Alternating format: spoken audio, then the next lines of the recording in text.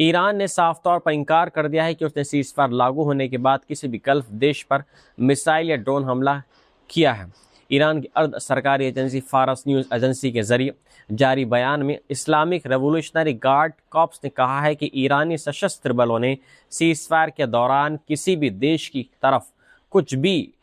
Rocket नहीं दागे और मिसाइल दागी। IRGC ने उन मीडिया रिपोर्ट्स को पूरी तरीके से खारिज कर दिया है जिसमें दावा ये किया गया था कि क्षेत्र के कई देशों में सुविधाओं पर हमले हुए हैं। बयान में ये भी कहा गया है कि अगर ऐसे हमले भी हुए हैं तो इसके पीछे या तो ज़ायनिस्ट दुश्मन या इजराइल हो सकता है या फिर अमेरिका। ईरान ने दो टूक बोल दिया है कि उसकी सेना द्वारा किया गया कोई भी हमला खुले तौर पर घोषित किया जाता है और जो कार्रवाई आधिकारिक बयान में शामिल ही नहीं होती उसका ईरान से कोई लेना देना नहीं है। आपको बताते चलें कि मंगलवार को अमेरिका और ईरान के बीच 2 हफ्ते के सीज़फायर का ऐलान हुआ था जिसे पाकिस्तान की मध्यस्थता में कराया गया था। इस सीज़फायर को एक बड़े समझौते की दिशा में पहला कदम माना जा रहा है, लेकिन ज़मीनी हकीकत अभी भी बेहद तनावपूर्ण बनी हुई है और अलग अलग दावों और आरोपों के बीच सच्चाई को लेकर भ्रम की स्थिति बनी हुई है। डोनाल्ड ट्रंप ने साफ बोल दिया है कि तेल की सप्लाई बहुत जल्द शुरू हो जाएगी, चाहे ईरान मदद करे या ना करे। अपने social media platform truth social पर ट्रंप ने द वॉल स्ट्रीट जर्नल पर तीखा हमला करते हुए कहा है कि अखबार ने उनके ईरान को लेकर दिए गए बयान को गलत तरीके से पेश किया है। ट्रंप ने कहा है कि उन्होंने कोई जल्दबाजी में जीत का दावा नहीं किया है, बल्कि ये एक असली जीत है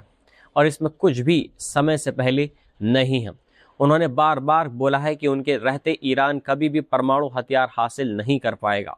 और बहुत जल्द दुनिया तेल की सप्लाई फिर से बहते हुए देखेगी, चाहे उसमें ईरान शामिल हो या नहीं।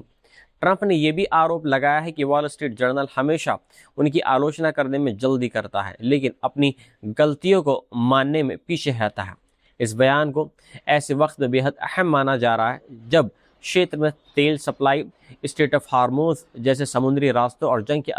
असर को लेकर पूरी दुनिया की नज़रें टिकी हुई हैं। अमेरिका ने पुष्टि की है कि अगले हफ्ते वे इजराइल और लेबनान के बीच सीधे बातचीत की मेज़बानी करेगा।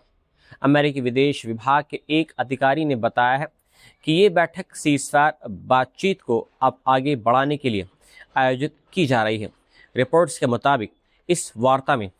अमेरिकी प्रतिनिधि मंडल का नेतृत्व लेबनान में अमेरिका के राजदूत मिशेल ईसा करेंगे, जबकि इजराइल की तरफ से वाशिंगटन में उसके राजदूत यखियल लाइटर शामिल होंगे और लेबनान की ओर से नदा हमादे मवाद प्रतिनिधित्व करेंगी।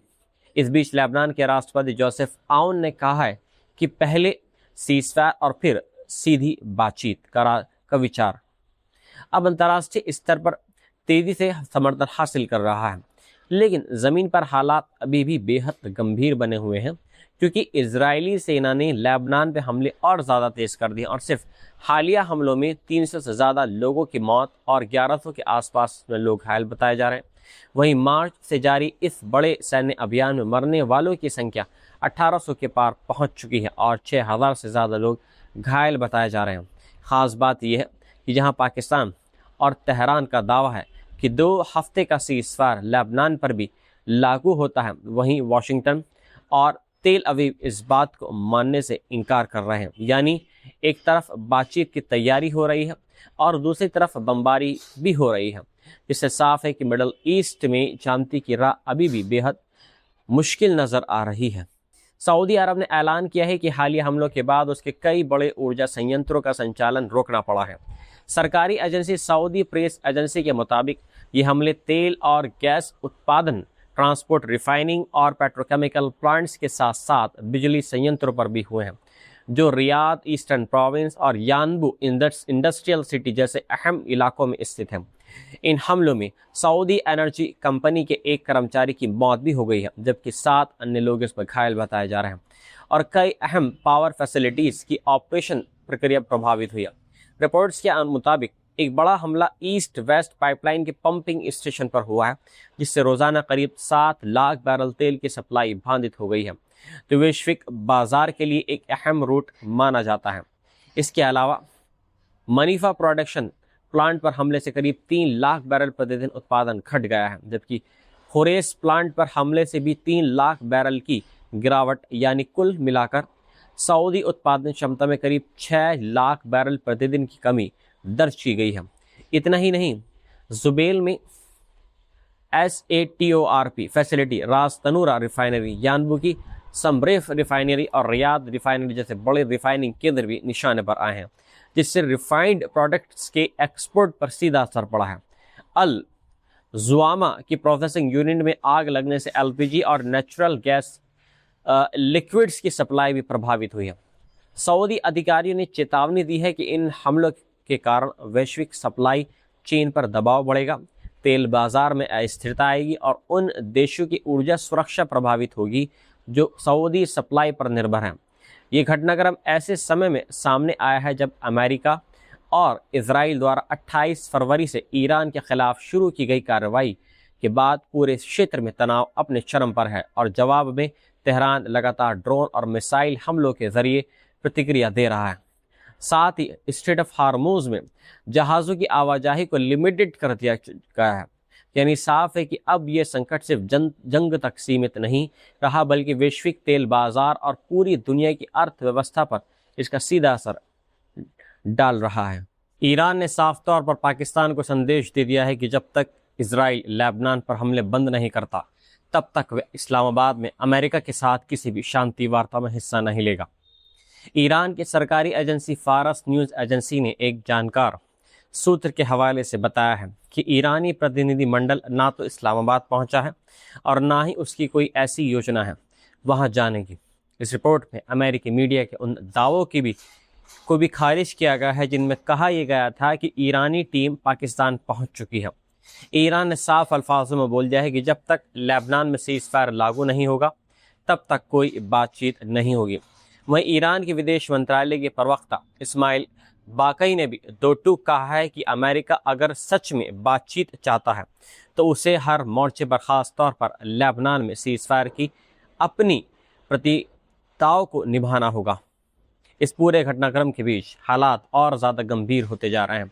क्योंकि एक तरफ पाकिस्तान की मध्यस्थता में 2 हफ्ते के सीज़फायर की बात कही जा रही है और दूसरी तरफ अमेरिका और इजराइल ये मानने को तैयार ही नहीं है कि यह सीज़फायर लेबनान पर लागू भी होता है। इस बीच लेबनान में इजरायली हमले और ज़्यादा तेज़ हो गए हैं, जहां लेबनानी सिविल डिफेंस के मुताबिक केवल हालिया हमलों में 300 से ज़्यादा लोगों की मौत और 1100 से ज़्यादा लोग घायल हो चुके हैं, जबकि मार्च से जारी इस बड़े ऑपरेशन में कुल मौतों का आंकड़ा 1800 के पार पहुंच चुका है और हज़ारों लोग जख्मी हो चुके हैं। यानी साफ है कि कूटनीतिक कोशिशों के बावजूद ज़मीन पर जंग और ज़्यादा भड़कती नज़र आ रही है और अब पूरी दुनिया की नज़र इस बात पर टिकी हुई है कि क्या लेबनान में सीज़फायर होगा या ये टकराव और बड़े युद्ध में बदल जाएगा। बेंजामिन नेतन्याहू ने साफ तौर पर खुला ऐलान कर दिया है कि लेबनान में कोई सीज़फायर नहीं होगा। सोशल मीडिया प्लेटफॉर्म एक्स पर जारी अपने वीडियो बयान में नेतन्याहू ने कहा है कि जब तक उत्तरी इलाकों में रहने वाले लोगों की सुरक्षा बहाल नहीं होती है, हिजबुल्लाह को पूरी तरीके से निहत्ता और न्यूट्रलाइज नहीं कर दिया जाता है और एक स्थायी शांति समझौता नहीं होता है, तब तक जंग नहीं रुकेगी। दिलचस्प बात यह है कि एक तरफ नेतन्याहू ने सीधे बातचीत शुरू करने का आदेश दे दिया है, तो दूसरी तरफ उन्होंने ये भी साफ कर दिया है कि बातचीत के बावजूद बमबारी जारी रहेगी।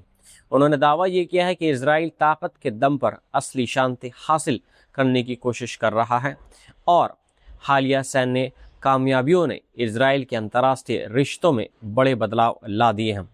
इसी बीच अमेरिका ने भी पुष्टि की है कि अगले हफ्ते अमेरिका में इजराइल और लेबनान के बीच सीज़फायर पर बातचीत हो सकती है, जिसकी पहली बैठक वाशिंगटन में स्टेट डिपार्टमेंट में होने की संभावना है।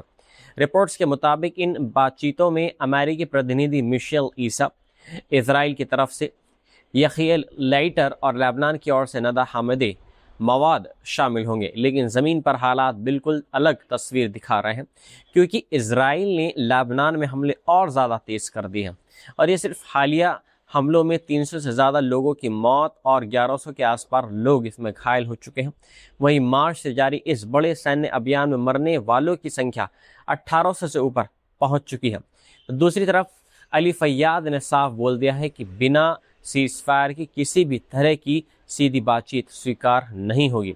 और लेबनान सरकार से मांग की है कि पहले इजराइल हमले रोके, सेना पीछे हट जाएगी और विस्थापित लोगों को उनके घरों में वापस भेजा जाए। वहीं लेबनान के राष्ट्रपति जोसेफ आउन ने कहा है कि पहले सीज फायर और फिर बातचीत का रास्ता अंतर्राष्ट्रीय स्तर पर समर्थन हासिल कर रहा है। यानी एक तरफ बातचीत की तैयारी हो रही है और दूसरी तरफ जंग और ज़्यादा तेज हो रही है, जिससे साफ है कि मिडल ईस्ट का संकट अब और ज़्यादा जटिल और ख़तरनाक मोड़ पर पहुंच चुका है।